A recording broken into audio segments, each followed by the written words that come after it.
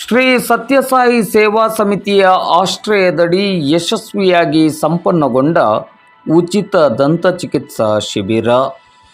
ಧಾರ್ಮಿಕ, ಸಾಮಾಜಿಕ, ಗ್ರಾಮೀಣಾಭಿವೃದ್ಧಿ ಮತ್ತು ಆರೋಗ್ಯ ಕ್ಷೇತ್ರದಲ್ಲಿ ಸಾಕಷ್ಟು ಜನಮುಖಿ ಹಾಗೂ ಸಮಾಜಮುಖಿ ಕಾರ್ಯಚಟುವಟಿಕೆಗಳನ್ನು ಮಾಡುತ್ತಾ ಬಂದಿರುವ ದಾಂಡೇಲಿ ತಾಲೂಕಿನ ಆಲೂರಿನ ಶ್ರೀ ಸತ್ಯಸಾಯಿ ಸೇವಾ ಸಮಿತಿಯ ಆಶ್ರಯದಡಿ ಭಾನುವಾರ ಹಳಿಯಾಳ ತಾಲೂಕಿನ ದತ್ತು ಗ್ರಾಮಗಳಾದ ಪಾಂಡರವಾಳ ಮತ್ತು ಜಾವಳ್ಳಿಯಲ್ಲಿ ಹಮ್ಮಿಕೊಂಡಿದ್ದ ಉಚಿತ ದಂತಚಿಕಿತ್ಸಾ ಶಿಬಿರವು ಯಶಸ್ವಿಯಾಗಿ ಸಂಪನ್ನಗೊಂಡಿತು.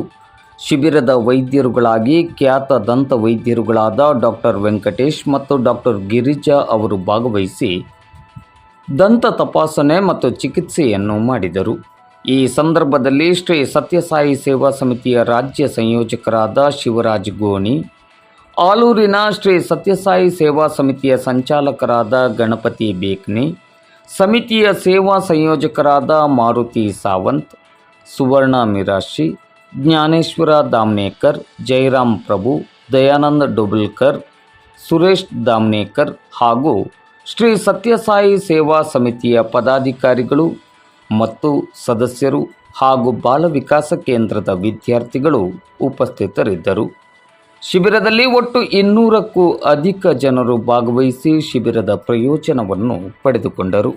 ಸೈರಾಮ್ ಸೈರಾಮ್ ಸೈರಾಮ್. ಶ್ರೀ ಸತ್ಯಸಾಯಿ ಸೇವಾ ಸಮಿತಿ ಆಲೂರು ದತ್ತು ಗ್ರಾಮವಾದ ಜಾವಳಿಯಲ್ಲಿ ಇವತ್ತು ದಂತ ಚಿಕಿತ್ಸಾ ಕಾರ್ಯಕ್ರಮವನ್ನು ಹಮ್ಮಿಕೊಳ್ಳಲಾಗಿದೆ. ಸೈರಾಮ್ ಸೈರಾಮ್ ಸೈರಾಮ್ ಸೈರಾಮ್.